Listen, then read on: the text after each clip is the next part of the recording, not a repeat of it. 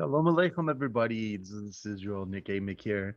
And for the next about 30 to 40 minutes, what I'm going to be doing is recording a video of a class that I gave this past Shabbat, Shabbat Parashat Shlach. And I don't know the date of it, but I'll put that in the comments down here. And the reason I'm recording this in a video is because this is a presentation that I actually usually do using a slideshow. And so I have a slideshow today made for it, and we'll see if I can make subsequent slideshows for it or not. But it comes from a much larger class that I teach for Sparks of Messiah. So this is kind of like a little mini sampler, if you will. It's called Bad Arguments Against Faith. And so I've been teaching it for the past few semesters. I've taken a couple of semesters off just with the change of family pace and everything like that. Recently getting married a couple of years ago, and then having being an insta dad with three kids. So, anyways, but the whole point of it is that it's a class that's usually taught to high schoolers. So you'll see some very funny kinds of clips, and you'll see some very funny pictures, etc. So I try to be funny with all of my slideshow stuff, and so hopefully it'll make you laugh as well. So without further ado, let me go ahead and share my screen. And really, I'm going to have two different kinds of things that I'm going to go back and forth in a little bit. One is going to be a handout. So it's this handout actually. Let's see if I can show it in the camera right here. This was the actual handout that I gave on Shabbat. And it was a little bit of a kind of a reproduction for what I usually teach with my slideshow in class. And then there's going to be a slideshow that I'm going to show you, which is not the exact slideshow for my students. That goes a little bit more in depth, and it's a little bit more to the point because it is a class after all. But this is obviously just for your education and for fun and for learning, and so it's a little bit more geared towards adult education rather than just for high school education. So without further ado, let me go ahead and share my screen with you, and let's go ahead and take a look here. So I'm just going to go through this, and I'm going to go through my slideshow as well, and I might go back and forth. And so the first two objectives in today's class, so this, by the way, is called Bad Arguments Against Faith, as you can see here. And it's the class number one is the intro class, and it's talking all about Shlichut, this present evil age, and you. And I'm just silencing my phone here. And my first real issue in today's class is to tell you what the objectives are. So the objectives really are twofold. So to answer the question, what are you doing here anyway? And I mean, why are you? And I put here on the handout the person sitting in her chair, but the person sitting watching this or listening to this, what are you doing? Why are you watching this? Why was this something of interest to you?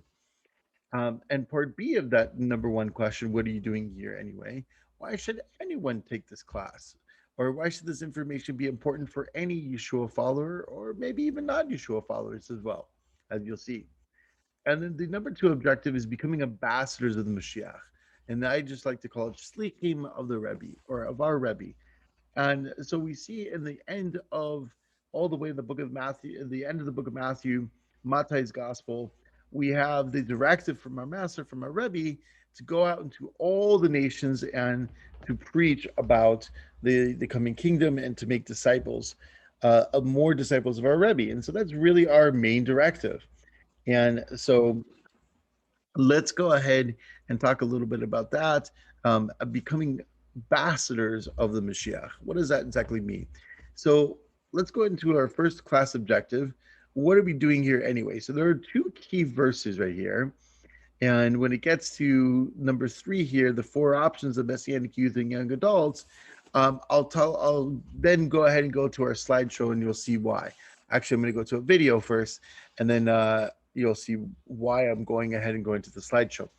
So first of all, if you were to read Second Corinthians, the second letter to Corinth, and I didn't have that pulled up, and why don't we go ahead and pull that up? I'll just use Bible Gateway and Second Corinthians. And let's see if I can pull it up here quickly. And chapter 10, and then I'll just go ahead and scroll down to the ESV just because that's the That's the translation with the turn of phrase I think that I was looking for. Bible verses a lot of times, or Bible addresses, if you will, the chapter and verses, etc. And these, I can tell you right now that these verses are off. So you might see me go ahead and edit these kind of as we're talking a little bit. But our second passage is not. But the first passage right here in the second letter to the Corinthians. So you can imagine Shaul is writing to Corinth, which is a very, very secular city. And so really, when we think of spiritual warfare, what we think about is we think about all kinds of different things. We think about, from the Pentecostal days with, casting demons out, left and right.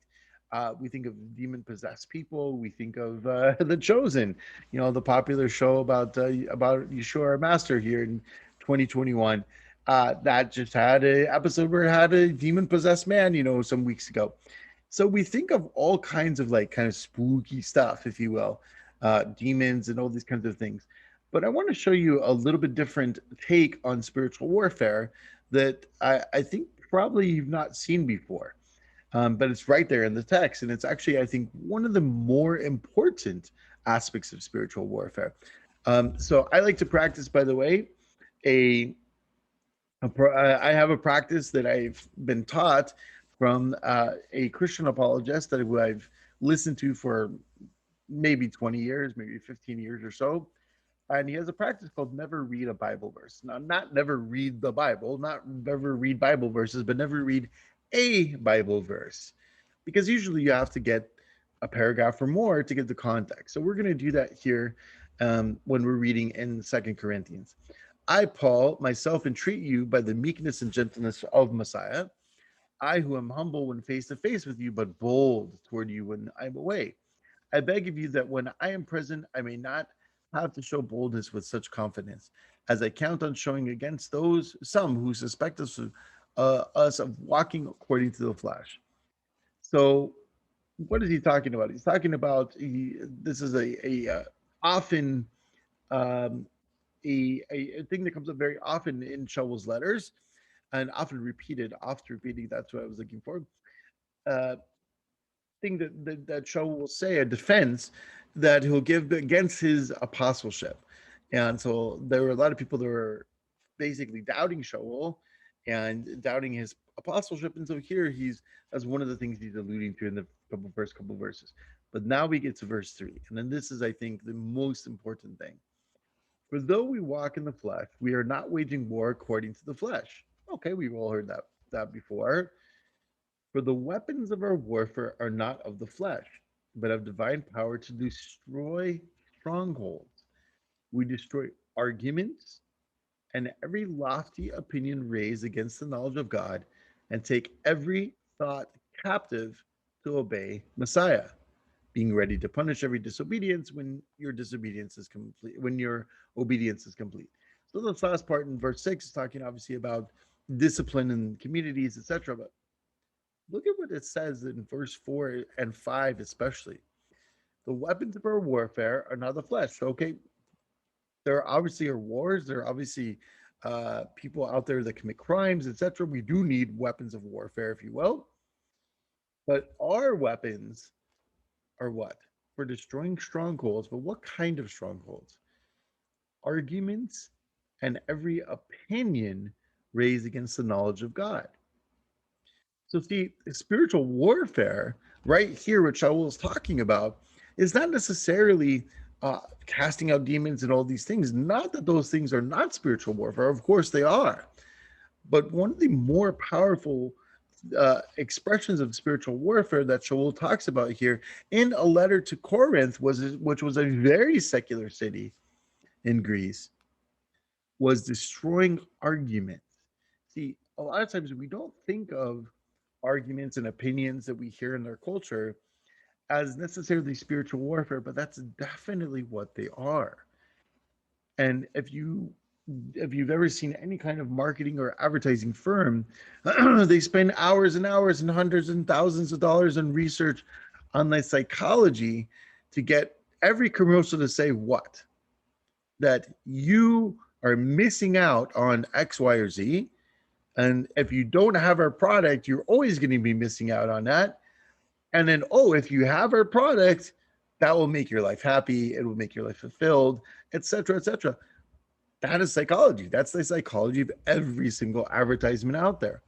Well, you better believe it that the other side, the Sitra Achra, the Yet Sahara, however you want to term him, is definitely using the same kind of deceptive tactics to go ahead and to use spiritual warfare in the same way, to put arguments in our head, however very subtle.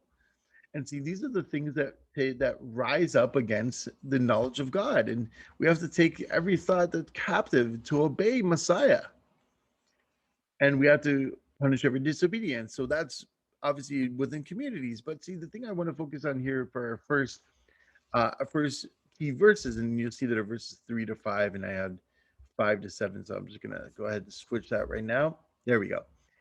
Is that this is very, very important. And this is really spiritual warfare. And spiritual warfare a lot is a mental and psychology and psychological. Let's go ahead and go to our second Bible verse, our second key verse, and that's going to be in the first letter of Peter, and it's going to be in chapter 3, verse 15. Now, we're not going to go ahead and read all 15 verses here. As I said, never read a Bible verse. So we're going to take it from verse 11 because that's really more, I think, the context, or verse 8, excuse me. And I'm going to go ahead and skip this passage. This is just a passage that Petros uses that Shimon uses to bolster what he's saying. Finally, all of you have unity of mind, sympathy, brotherly love, a tender heart, and a humble mind. Do not repay evil for reviling for reviling, but on the contrary, bless. For to this you were called, that you may obtain a blessing. And then he goes on to quote some verses from the Psalms. Now, who is there to harm you if you are zealous for what is good? See, friends, this is going to happen in our culture, and it's already happening. People's livelihoods, people's social status, people's freedom is being threatened right now because of very silly arguments that raise themselves up against the knowledge of Messiah and the knowledge of God. But even if you should suffer for righteousness' sake, and some of us unfortunately have and will suffer for righteousness' sake, you will be blessed. Have no fear of them, nor be troubled. But in your hearts, honor the Messiah as Lord, as our Master. Honor Messiah the Master as holy, always being prepared to make a defense to anyone who asks for a reason. So, this is known as this word defense here, apologia. I tried there, Ernie, but he tried to help me with my Greek. But it's where we get the word apology from. And so, we think of being apologetic as, saying, I'm sorry because one's committed some kind of offense. However, what this really is this is giving a defense. And there are all kinds of different apologists. There's apologists that are Muslim apologists, Mormon apologists. There are apologetics in law. There's apologetics for almost every subject out there, and all it just simply means is giving a defense for a particular conviction. And so for us, this is what Petros is calling us to be able to be ready to give a defense for anyone who asks. And see, our culture is right now pounding us with all kinds of messages, uh, all kinds of seeming skepticism, seeming contradictions, is attacking us. And so it's not even that there's an asking, but really in a defensive mode almost with the culture out there. And see, unless somebody is going to be a hermit and not have any internet or not have any connection with anything, we are going to get arguments that are going to raise themselves up against the knowledge of God. And we're going to get arguments, statements, opinions, etc., that are going to attack our knowledge of God and our knowledge of Messiah. And so we need to be prepared to make a defense. And not only that, but people, not only in media, but also to people that we see and interact with that are not in the family, if you will. But see, here's part of the problem. So the discipline of apologetics within Christianity and other different uh, different venues has very much come under attack. A lot of people, you can't argue people into the kingdom, or just mostly known as people that are very they're not very cold and emotional. Oh, so you have a problem with evil, why do bad things happen to good people? And then boom, they spit off all the arguments without any personal connection. And see, that's where I want to go ahead and focus on being ambassadors of Messiah, which is our second objective for today. But I say you have to go no farther than just to finish the verse here. Anyone who asks for a reason for the hope that is in you, yet do it with gentleness and respect, having a good conscience, so that when you are slandered, those who revile your good behavior in Messiah may be put to shame. See, so the gentleness and respect, I think, is the most important package that our message or our defense have to come in. Because if not, then it just seems like just arguing. And we'll look at some of that here in a moment. So back to our handout. So why are these things important? So going really to we see number one, a, I mean, why are you the person sitting in your chair in this class? So you might be in this class because it might be interesting. It might be a subject you want to learn more about. You might want to learn how to make a defense for your faith, or how to be able to make a difference amongst your coworkers, your family, etc. But the world around you. But why should anyone take this class? Really, because spiritual warfare comes, I think, mostly for North Americans, um, and also, maybe some other people in the Western world, highly, highly through arguments that raise themselves up against the knowledge of God, and through lofty opinions, etc. So I really think that there are areas that are spiritual warfare that are highly neglected. But as well as that, we all are commanded by the it's enacted upon us by one of our apostles to be able to always give a defense, but to do that with gentleness and respect. So not only do we have to have the goods to be able to defend what we believe, know what we believe and why, kind of thing, but we have to know how to communicate that in a gentle and respectful way. But see, it's more than that. If there is going to be a messianic movement 5 years from now, 10 years from now, 20 years, 50 years from now, God forbid Mashiach Yeshua does not come, then, Aaron Eby gave a very amazing lecture. Oh, and I can find it for you. Actually, it's on Vimeo. And let me go ahead and just do a quick search. Actually, I'll just go ahead and put it in the notes here rather than looking for it in real time. And it was called Generation of Generation. If you're a friend of FFOZ, First Fruits of Zion, it's also in the Friends catalog, Teaching of the Month, I think. But it's on Vimeo as well, not on YouTube. It used to be on YouTube. YouTube gave them some pushback, and they had to shut down First Fruits of Zion's channel for a while, and they had to reopen it uh, for whatever reason. So see, there you go. There's a perfect example. But either way, he gave a talk. This is several years ago, about passing our faith on to the next generation.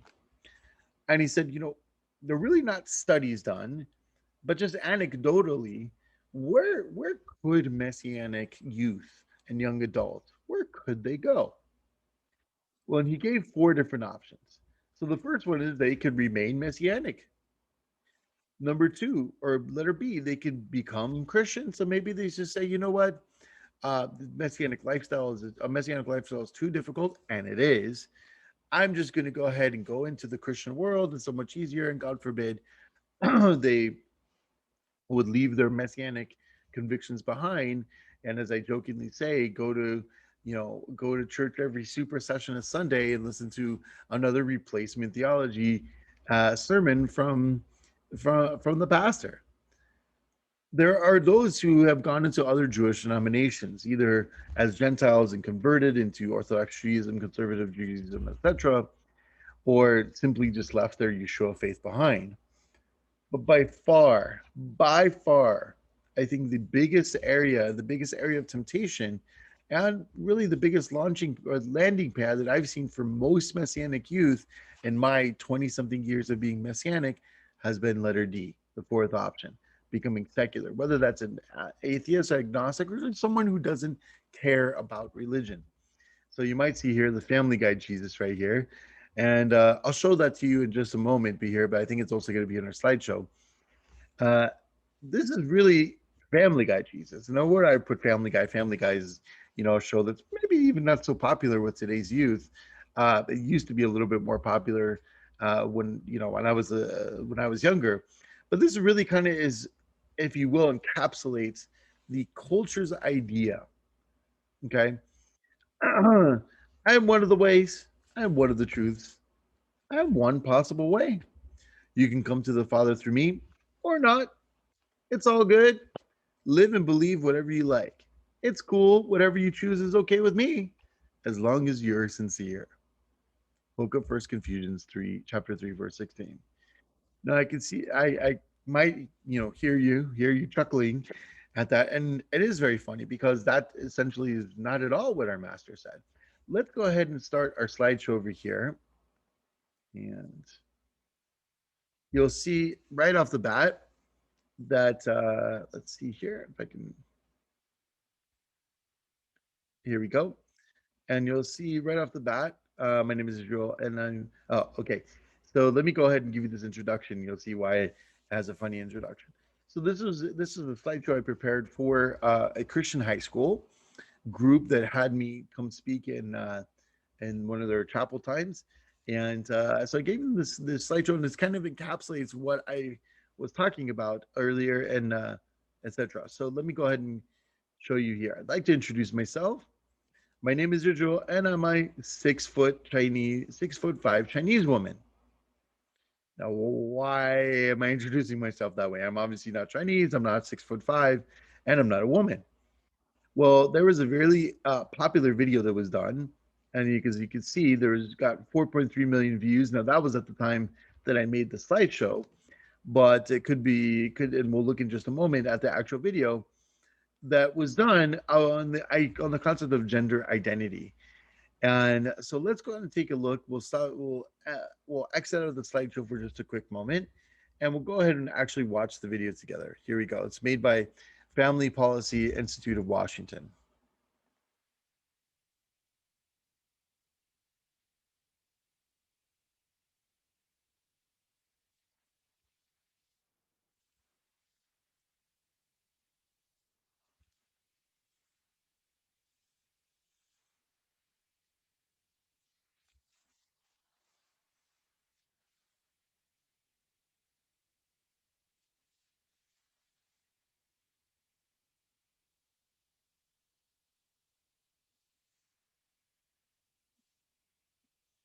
There's some people sharing about their idea about gender, etc.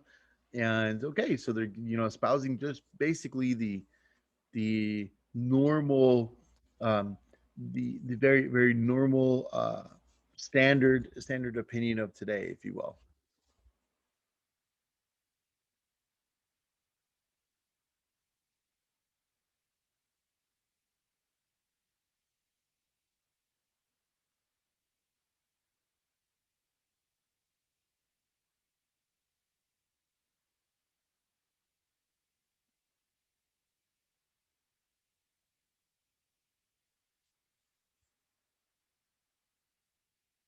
So you're seeing that basically people are having a hard time. This young lady right here is having a hard time reconciling what she can obviously see with her eyes, which is just plain sense, plain common sense truth right here with her eyes, and the narrative that her culture tells her that she's supposed to espouse to. Let's go ahead and continue on.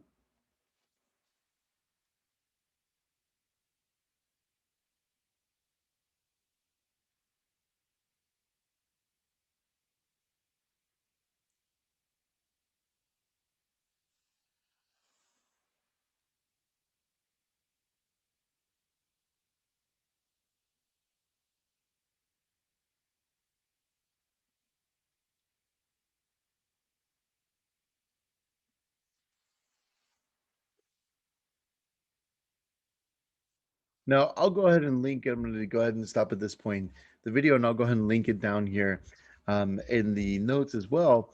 But you can see the trouble that everybody's having with this is that obviously their eyes don't deceive them. He is not Chinese. He's not 7 years old. He's not a woman. He's not 6'5", etc. But the narrative that people are being told make it so that even the common plain sense notion that they have right before their eyes empirically seeing this goes against that.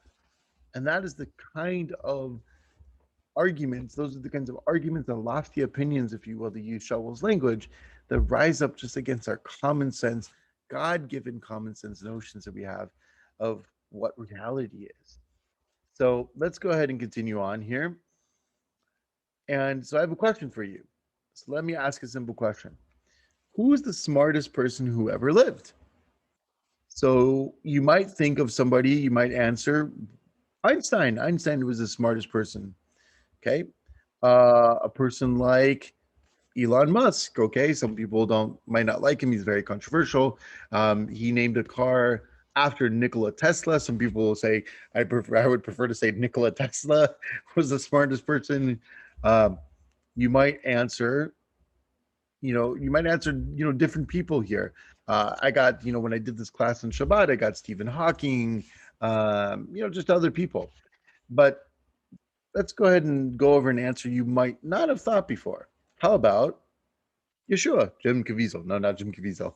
But how about Yeshua Nazareth? See, we don't really relate to our master Yeshua, our rabbi. We don't relate to him in that way. We think about spirituality in all kinds of different ways, maybe psychologically, maybe emotionally. We think about it with all different kinds of spheres of who we are, but we don't think about Yeshua as somebody who was the smartest person who ever lived. But if you read the Gospels, you see how many times people tried to trap him and trick him in his words, tried to trap him up by the actions, etc., that he did, and he definitely was able to outmaneuver anybody anytime. Let's go ahead and this is Jesus being a smart guy here, pretty good. So again, I told you I had some slides for kids, and hopefully you think it's funny as well. But let's go ahead and move on here, and let's think about faith and spirituality. So when we think about faith and spirituality, we might think of a building, like a church building. That might come to mind. What might come to mind is a worship service, worshiping God and all the emotionality and the warm and fuzzies, if you will. The what I feel inside and how that makes me feel connected to God. But we don't think so much about worshiping God with our minds. Let's go ahead and think about that and talk about a foundational verse. So this is the verse here from Shaul of Tarsus. And this is the verse that obviously we pointed out already. And we pointed out that they demolish arguments, as I think is the NASB's rendering of it. They demolish arguments and every arrogance that raises itself up against the knowledge of God. And there you go. I put 2 Corinthians 10, verses 5 through 7, which is 3 through 5. So sorry about that. And here we're going to look at a word from Jesus, family guy Jesus, that is. And so we saw this already here, and we saw this in the handout that I have. And this is really basically kind of the idea that is in our culture today of who Jesus is. And see, for many, many centuries, Jesus has been, or Yeshua has been, somebody who has been very malleable. And he's a Baptist, or he's been a Pentecostal, or he's been a Roman Catholic priest, or somebody who's an icon in a Roman Catholic church. I almost said synagogue. Roman Catholic synagogue, Roman Catholic church. So Yeshua has been very malleable. But when we talk about Messianic Judaism, what's the strength of Messianic Judaism? It's really authenticity and history. That's really what I think our strengths are. And so when we think of that, we might think of somebody, this is obviously a picture from The Chosen. But what did Yeshua really say? He says, I'm the way, the truth, and the life. No one can come to the Father except through me. Now, here's the part of the problem. Part of the difficulty with a statement like this is it's very exclusivistic. And see, back then, people didn't have, in ancient times, people didn't have a problem with exclusivistic statements. However, now with our culture, I'd say maybe even the last 25 years, uh, as recent as that, a statement like this would sound what? Very bigoted, intolerant, arrogant, maybe narrow minded. See, these are all adjectives now that people would, oh, that's so bigoted, that's so intolerant, that's so arrogant. So not only do they want to go ahead and make Yeshua malleable and make him into whatever kind of version of Yeshua that fits the culture, but the actual historical Yeshua, they will attack and say, no, this can't be what he said. So when you think of, so let me go before I go into that. When you think of, there's another passage here, and you're all familiar with it. And when you think of the Shema, so Shema Yisrael, Shema Elokeinu, Shema Echad. Hear, listen, Israel, the Lord our God, the Lord is one. And so, what are the next set of verses? Ve'ahavta Hashem Elokecha. You should love the Lord your God. B'chol levavcha, b'chol nafshecha, b'chol me'odecha. So there's a trifecta right there, a triad of things that we're supposed to, methods that as an individual we're supposed to love God. B'chol levavcha, with all of your heart. Now we think of a heart as an emotional organ. That's an organ that's compared to emotions, or that's related to emotions. However, in Hebraic thought, it really would be more with our mind, but that's okay. Okay, to love God with all your heart, whatever that means. Okay, with all your soul. Okay, we understand with our spirituality. The third one is very tricky though. Bechol me'odecha. So what does the word me'od mean? So me'od means very, like as in tov ma'od, very good. So how do we translate that? Love God with all your veriness? That doesn't seem really to fit. And so the problem is in English, the receptor language for the Hebrew, we don't have a very good concept or word to fit that Hebrew statement or the Hebrew word. And so it usually gets translated with all your resources. Uh, you should love God with all your money, maybe all yourself, or however it gets translated. And so it's very interesting because when we go to the book of Mark, and this is going to be in chapter 12, I'm doing this a little bit from memory because this is a little bit unprepared here that I had it an actual Bible that I was looking into on Shabbat when I give this class. The scribe comes to Yeshua and sees that he had just Yeshua had just been in a argument with some of the religious elite, and the scribe saw that he answered well, and so he came to Yeshua and he says, how can I gain? I'm sorry. He says, what's the greatest commandment? And so what does Yeshua say? Yeshua answers that you should love the Lord your God with all your heart, with all your. It says basically with the Shema Yisrael, and then he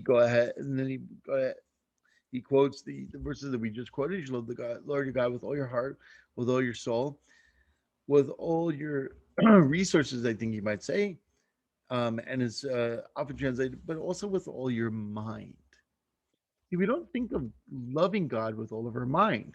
But see, it's very interesting. It wasn't until many of us came to Judaism that we realized that studying the text is actually an act of worship.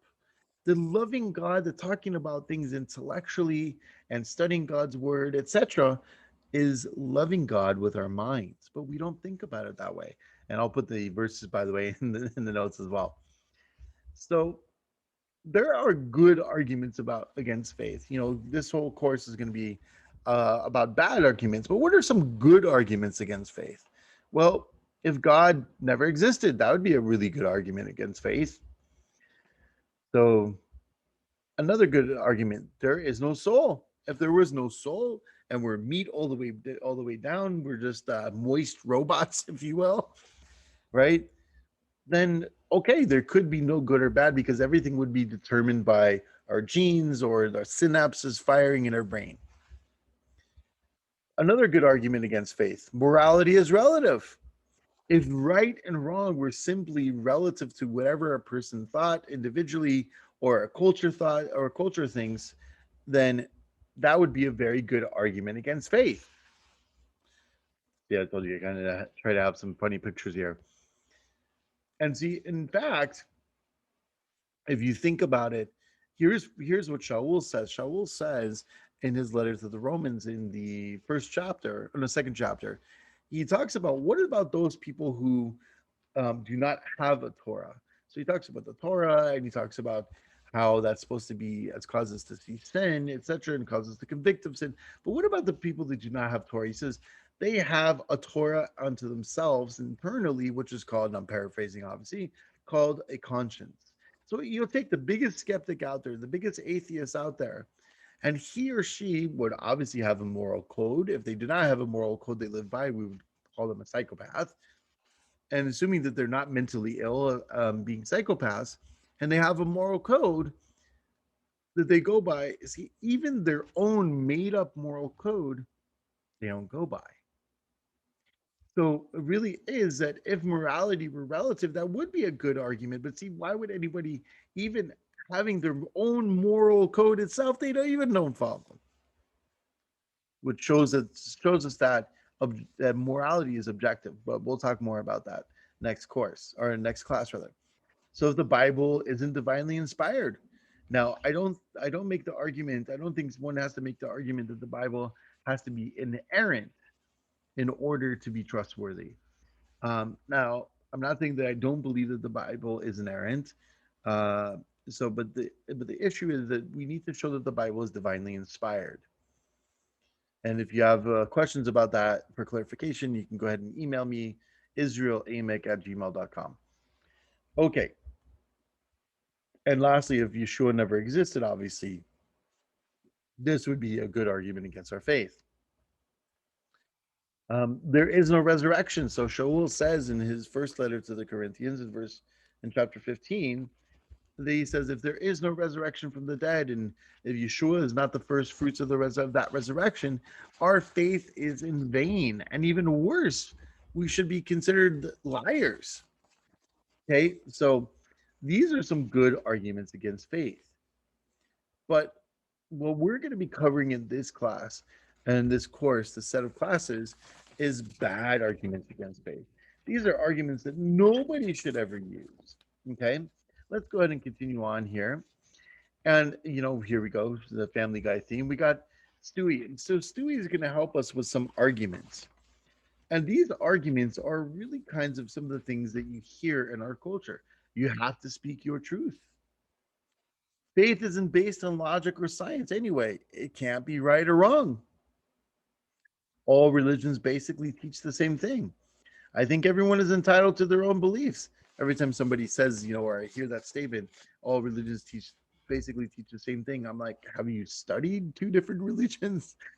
I mean, you could have two religions that are diametrically opposed to each other. You have to speak your truth. You shouldn't judge anyone. Now, of course, what can be responded to, you shouldn't judge anybody, is, so why are you judging me that I'm judging people? So obviously the statement is self-refuting. So these what are some representatives for some of the things that we're going to be studying in this course. And these are what I would say are bad arguments against faith. Either they're self-refuting or they're just not very thought out, they're thought through very well. They're not thought out very well. And so let's go ahead and look at two people. So, by the way, let me see here. How's this? Yeah, I need to go ahead and move this person's up a little bit here. Oops. Okay, so it's a little bit off center, but I think you'll be able to deal with it here. So we have two people here, and we have Confused Connie and Brenda Believer. And so Confused Connie on the right and Brenda Believer on the left. Let's go ahead and take a look at Confused Connie. So she'll echo one of the things that we just said. Well, all religions basically teach the same thing. I think everyone is entitled to their own beliefs. And so that's interesting. What do you mean by everyone's entitled to their own beliefs? And I know it's a little bit off center. Sorry for those people who it's bothering them. I mean, each person has their own faith. What makes them feel comfortable? Faith isn't based on logic or reason anyway. It can't be right or wrong, so nobody can judge anyone. I see. You said something interesting there. Faith or belief isn't based on logic. Just curious, what makes you think that? Well, I mean that faith. Well, I mean that faith is what one chooses to believe, and logic is based on facts and evidence. I'm not sure I agree with the way you put that. Do you mean that faith is illogical, or believing in something that doesn't make sense? And I'm sorry, or believing in something that doesn't make sense and is irrational? Is that how you would characterize faith? Now, why do I show you this dialogue here? Because a lot of times, and I'm going to exit out of here and um, go back to our handout here. A lot of times, what you'll see is you'll see this kind of thing happening here. You'll see people that are just basically shouting at each other, and they're both making arguments. And so, what I'm going to give a defense for right now in this portion of the class, as we're kind of rounding up here, or winding up, I should say, is for really our second class objective, which is becoming ambassadors of the Mashiach. And so we have a Bible verse here that we'll go ahead and go to. So this is going to be in the second, we're back in the second letter to the Corinthians, chapter 5 this time. So we'll go ahead and search for that over here. And we're going to, again, it's in verse 20, which is the key verse that we want to look at, but I'm going to go ahead and read a little bit of the context from verse 11, and then we'll get there. Therefore, knowing the fear of the Lord, we persuade others. This is very interesting. So we persuade others. A lot of people talk about arguments and argumentation, and they say, well, you shouldn't really argue. See, arguments are not really bad things, and we'll talk more about this maybe in our second class. Arguments are basically what somebody would be making to say that they shouldn't that somebody shouldn't argue. That's an argument. Um, and so, well, that's really a statement, but it's proposing to be an argument. So the Bible doesn't say not to argue with one another. It says not to quarrel with one another, not to be quarrelsome, meaning that not to just fight for fighting's sake. And so, by the way, we talk about this in the Pirkei Avot. The Ethics of the Fathers talks about arguments for the sake of heaven. So we think of somebody who's quarreling, like that happens to be this week while I'm recording this, the Parsha of Parshat Korach. So the week of Korah, who is arguing against Moshe. And so the argument that he's making is really done so in a quarrelsome way. But remember, making a defense obviously was going to need to employ arguments, but that needs to be done with gentleness and with respect. Let's go ahead and continue though. Therefore, knowing the fear of the Lord, we persuade others. We try to persuade others. But what we are is known to God, and I hope it is known to also to your conscience. So this is Shaul again defending his apostleship. We're not commending ourselves to you again, but giving you cause to boast about us, so that you may be able to answer those who boast about outward appearance and not about what is in the heart. For if we beside ourselves, it is for God. If we are not, if we are in our right mind, it is for you. For the love of Messiah controls us, because we have concluded this: one has died for all, and therefore all have died. And so I'm going to skip down to verse 16 here, because that's really probably should be the context I should have read in the beginning. But I'm glad we went through verse 11 and had that bit about persuasion. From now on, therefore, we regard no one according to the flesh. Even though we once regarded Messiah according to the flesh, we regard him thus no longer. Therefore, if anyone is in Messiah, he is a new creation. Most of you would know that verse. The old has passed away, behold, the new has come. All this is from God, who through Messiah reconciled us to himself and gave us the ministry of reconciliation. Them, that is, in Messiah, God was reconciling the world to himself, not counting their trespasses against them, and entrusting to us the message of reconciliation. Therefore, because of that bit about reconciliation and God reconciling the world to himself, we are ambassadors for Messiah, God making his appeal through us. We implore you on behalf of the Messiah, be reconciled to God, etc. So when we think of being ambassadors, right, being ambassadors for our Messiah, we might think of a lot of different things. We might think that somebody needs to know the language, they need to know the customs, they need to value and respect the people who they in whose country or whose territory or land they are. We might think that they would need to know how to maneuver politically, etc. Really, three things come to mind: knowledge, an informed mind, wisdom, and character. See, so you can have all the knowledge in the world, but if you're not using it wisely, then the knowledge is going to go disregarded. And if you don't have the character as the proper packaging, the gentleness and the respect that Peter talks about, then your package is not really going to be received. So, lastly, I want to go ahead and end up with this passage here in Luke chapter 10, verses 25 through 29. See, when we think about Yeshua and we think about his interactions, think about our master, he obviously is the master teacher. And by learning from his example, as the smartest person that ever lived, we think of how did he respond to challenges? He had many, many, many challenges. There's a book here that I saw in researching for this. It's called the 307 questions that were asked to Yeshua. That 300 people ask. Oh no, I'm sorry. The 307 questions that Yeshua asked, and so many, many questions were asked to him, but then he would respond with questions. Now, why? Questions allow somebody to maneuver, they allow somebody to probe, they show that somebody is interested. But again, we don't get into this situation here where people are just giving statements to each other. By asking a question, they might help the other person to put a stone in their shoe, something that gives them something to think about. So let's look at this passage briefly here. This is Luke, this is in Luke's Gospel, chapter 10, and we'll see this encounter here. So Luke 10, and this time we're going to scroll all the way down to verse 25. And behold, a lawyer, somebody, this is probably a scribe, stood up and put him to the test, saying, "Teacher, what should I do to inherit eternal life?" Now, if you think about your average evangelical, they were asked, "Hey, how can I be saved?" They're like, read this prayer, or say this prayer, or learn this catechism, or etc." But you shouldn't respond that way. Partially, maybe because you knew it was a test. He said, "What is written in the law, in the Torah, and how do you read it?" These are really two questions here that Yeshua answers with. And so we see the response. And the answer: you shall love the Lord your God with all your heart, with all your soul, and with all your strength, and with all of your mind.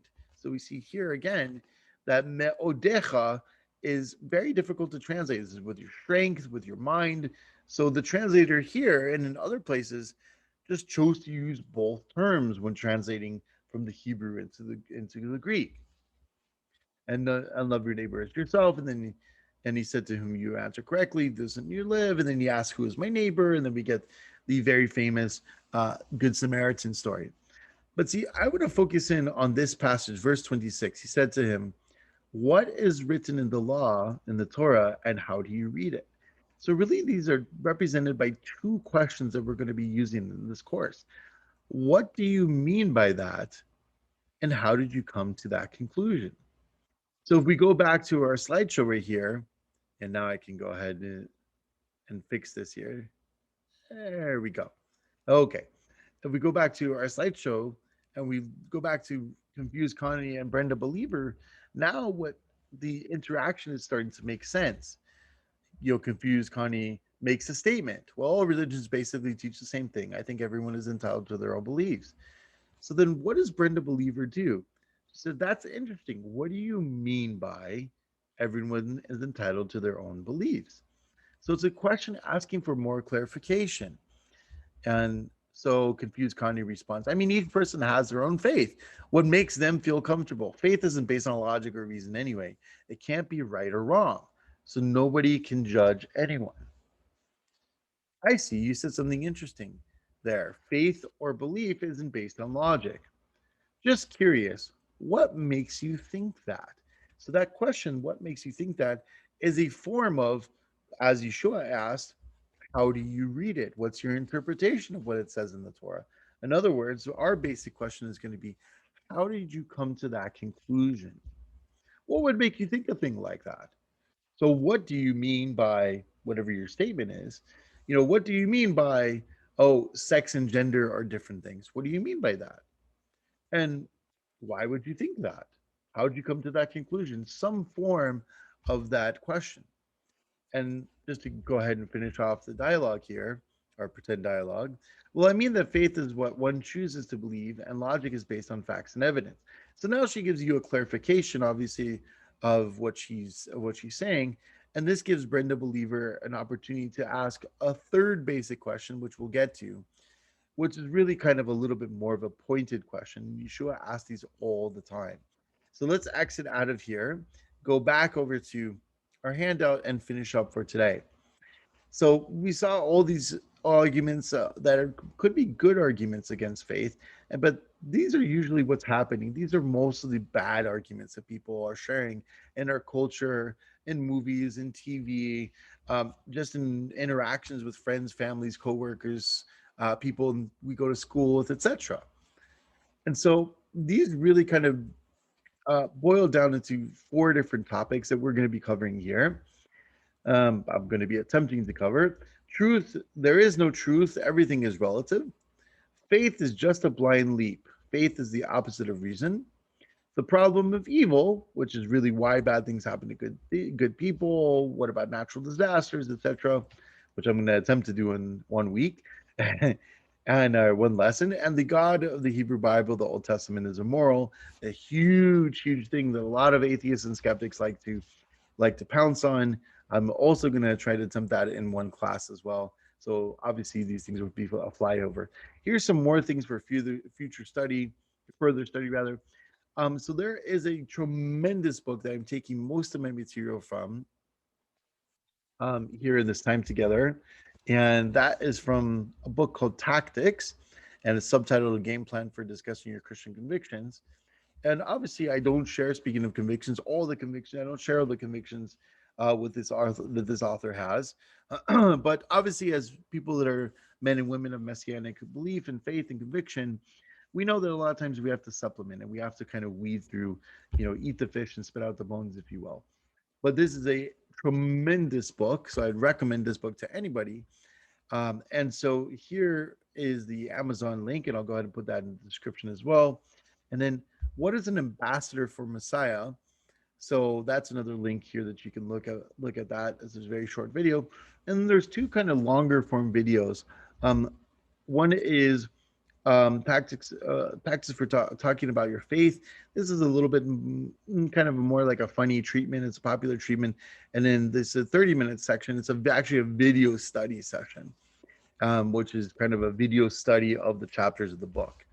So there you are. There is the first class, the intro to being shlichim, to being those who are sent out by our Rebbe Yeshua, and we're sent out in this present age, which is how the apostles talk about the age that they were into, and how much more so it can be considered in our age too. So this is Israel Nick Amick, and until next time, have a great day in every way, and I'll see you in class 2 of bad arguments against faith. Shalom, shalom.